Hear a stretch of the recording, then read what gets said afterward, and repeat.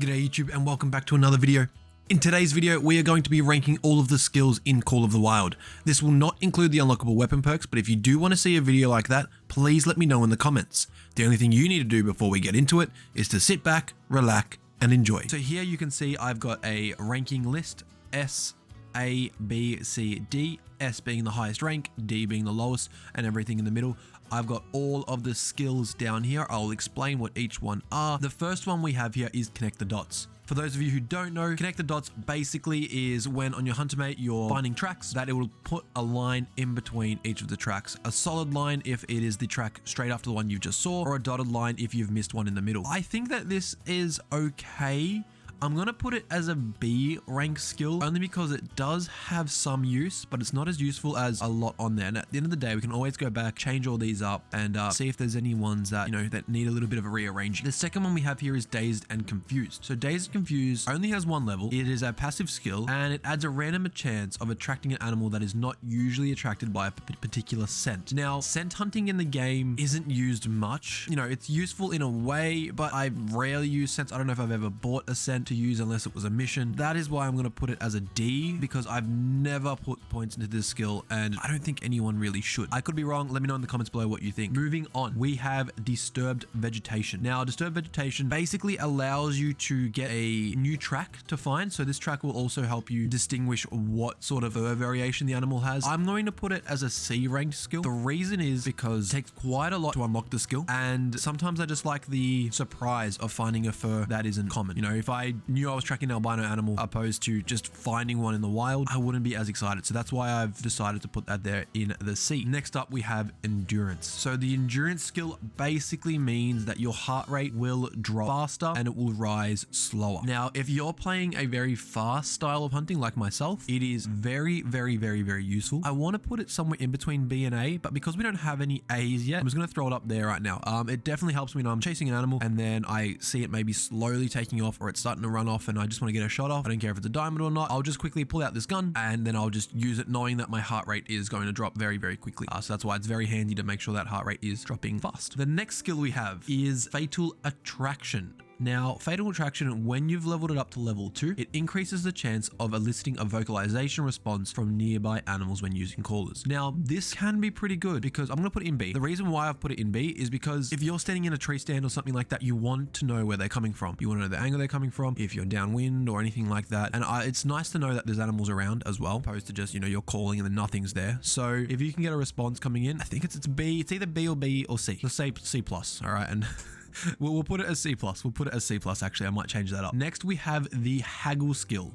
So it reduces the cost of all items in the Outpost store by 5%. I'm putting this straight away at D. Reason is money in Call of the Wild is not that difficult to come by after the early stages. So maybe you could consider it a C because of early stage gameplay and, you're a little bit tight on money, but 5% is not going to save you too much. So why not just throw it there? We have the Hardened skill. Now, I'm going to put the Hardened skill into C. Reason why it's not anywhere higher is because, look, you can buy first aid kits and most animals in the game can't take you out in one hit anyway. So you might as well just use a first aid kit rather than wasting a skill point on something that gives you 15%, which is not much. And I'm pretty sure a lion can still one-shot you anyway, so not really worth it. Next up, we have the Hill Caller. So it increases the attraction range of all callers when used within 10 meters of a lookout point. Again, going to be put in D. It's very situational. There's only so many lookout points within Call of the Wild and all of the reserves that I wouldn't really consider using it ever. The same goes with the active ability that you can use at lookout posts. I just don't think that they're as useful as the game makes them sound. The next one, I'm only happy when it rains. So there's 2 levels to this. The first one decreases your visibility in foggy weather. The second level decreases your visibility in rainy weather. I love this skill. I'm going to pop it here as a B. I do like it, but it's not crazy amazing. The reason is because if you can decrease your visibility passively, why not? Makes it so much easier to creep up on animals, especially when it's raining and foggy. But again, it is situational and a lot of the time it's not foggy or raining. Now, I'm not sure if this works in snowy maps. I'm assuming it would at level 2 because snow and rain aren't too different from each other. So I'm assuming that Call of the Wild and EW have made that work. I'm not too sure though. If anyone knows, please let me know in the comments below. Next one is Impact Resistance. Reduce the damage taken from falling. I'm going to pop this down here as a D skill. Reason is, if you fall, that's on you. I feel like, you know, if in Call of the Wild it's a slow game, you shouldn't be falling for no reason. You should definitely be looking where you're going.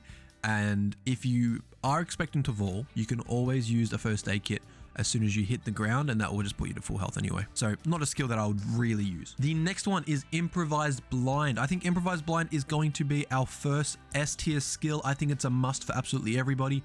What it is, it further decreases your visibility when inside large bushes and shrubs. Now this is only a 1 level skill, meaning you only have to put 1 point to this, and it's passive, meaning you don't have to activate it, but you're going to be looking to get into a large bush, going to be looking to get into some shrubs, and what that will do is just decrease your visibility, meaning that you are able to see more animals closer. So if you're bow hunting, it's absolutely needed. If you just want to get up close to an animal, because why not? Maybe for a photo opportunity or to blast it with your 300, absolutely. You need this skill. I'd recommend it to everyone. No matter your shooting style, no matter your hunting style, use it. The next one is Innate Triangulation.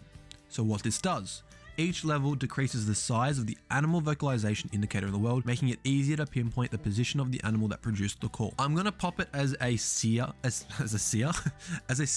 tier skill. The reason for this is that I feel like it doesn't pinpoint that well. I think it shows you the direction and maybe a little bit closer than if you didn't have this skill, but I don't run this skill anymore because I can still see where my animals are. I can still see which direction they're coming from where they're making their calls, because we obviously all still get that indicator in the world. You just have to be a little bit careful. If it's a warning call, slow down. Usually an animal won't run off straight away from your first warning call if you crouch or get to your belly. So that gives you time to maybe have a listen for footsteps, have a look around to maybe see some fur, some movement. And I feel like it's just a skill that you don't really need, but if you want to use it, who am I to say? The next one is the Keen Eye skill. At level 1, it adds a chance of revealing need zones near lookout points, and at level 2, it adds a chance of revealing animal groups near the lookout points.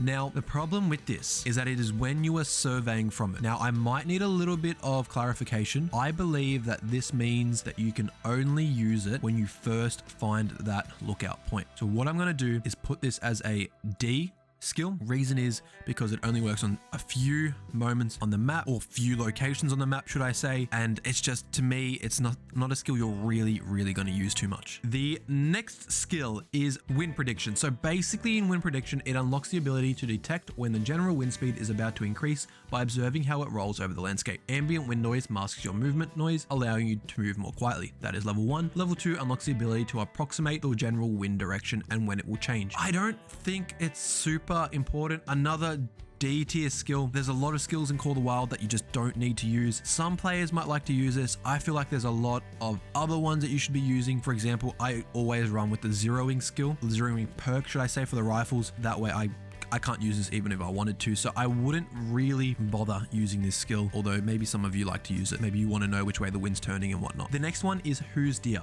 So it adds a random chance of attracting a species that is not usually attracted by a particular caller. Now, to me, why would you be using that caller if it didn't attract that species? I think maybe it could be kind of cool that you call in a bear when you're trying to call in an elk, but to me that seems a little bit annoying and not really what you're after. So again, a C, D ranked skill, something I wouldn't even bother using, to be honest. The next skill we have is weather prediction. So basically it allows you to predict what the weather's going to do. Weather in Call of the Wild isn't super important. It doesn't matter if it's raining, it doesn't matter if it's snowing, it doesn't matter if it's sunny. Animals in Call of the Wild react relatively the same depending on the weather. So it doesn't really matter. If you like to know, use it. I don't use it. I don't think it'd be good to use in a hunting situation. It's a tier 2 skill and it costs you 2 level points to further extend your ability to predict. So it's a D skill. Don't use it. Track knowledge. So track knowledge straight away up to an S tier skill. You want to know your animal's gender that you're hunting. You want to know its weight, and you want to investigate animal group sizes and approximate health with blood trails. All of these are super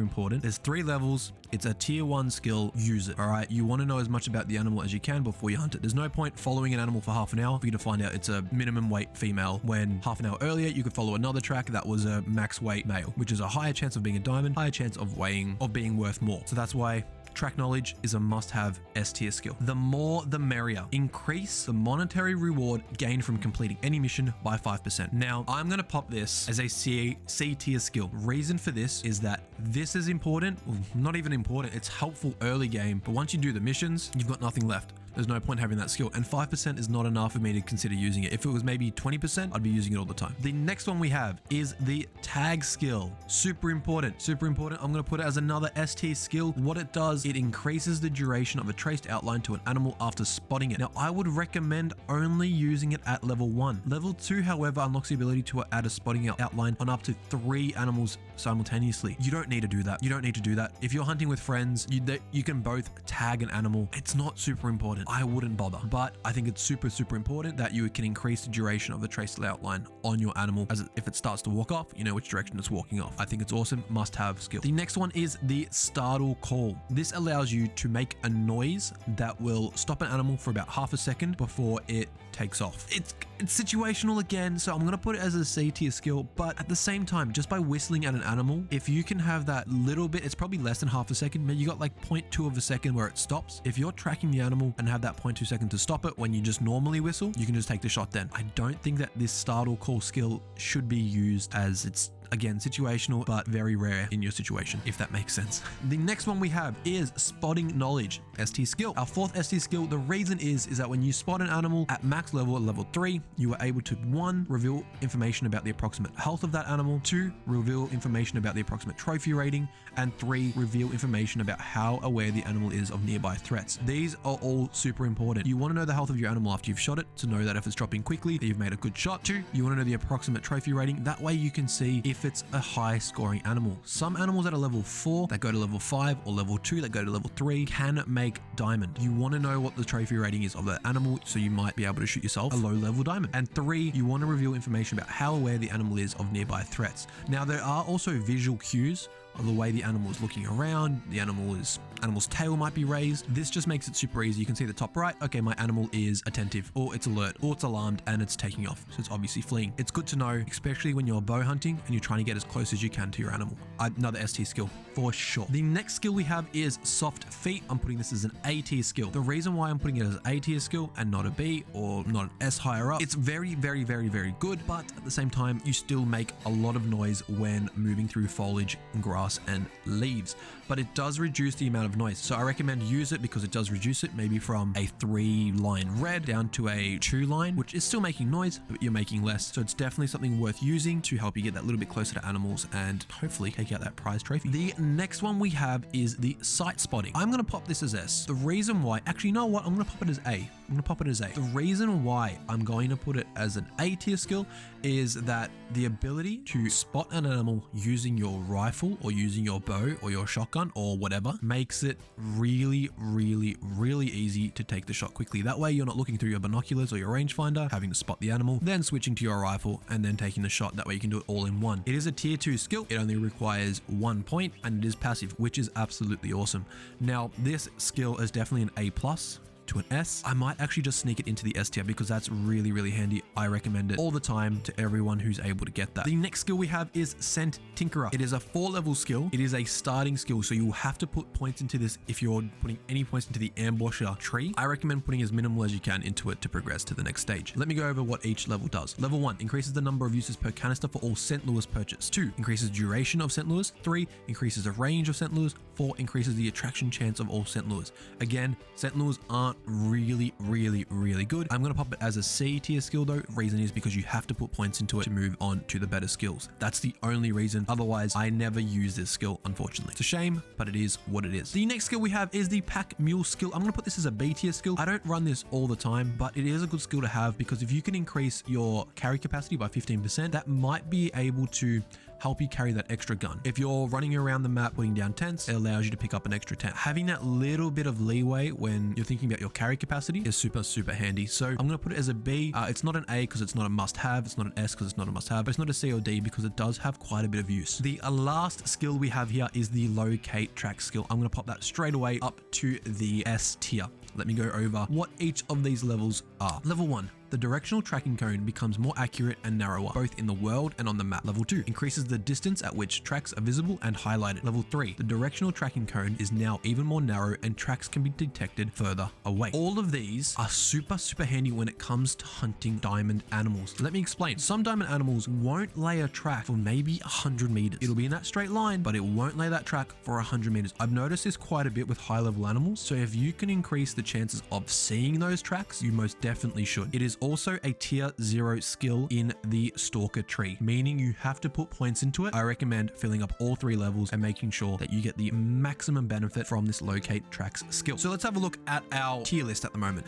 In the S skill, we have these skills up here. You can go back through and see what I've put in, but all of these are super handy. I recommend having these 6 skills, these 2, and probably these 3 in B as well. I'd recommend all 3 of those. Super handy. Out of C and D, pick and choose. I'm not going to say don't use any of them, except maybe the active skills that you have to actually, well, the action skills, should I say, because you actually have to use them, and I don't see much of a use for them. But everything else, you know, maybe the disturbed vegetation. Maybe you want to see the fur type that you're tracking. Maybe you want to see where the call is coming from a little bit more. Maybe you want a little bit of cash from missions. Maybe you take a little bit of damage and you want to take it a little bit less. Go for it. Don't fall. Don't fall. 5% is nothing to save unless you really want it. Maybe that's a C instead. I'd go back and forth. We'll say D+, C-, but this is what we're looking at. If you think that any of these are different, please let me know in the comments below. My name has been Gruntly. Thank you so much for watching the video, and I hope to see you in the next one. Bye, guys.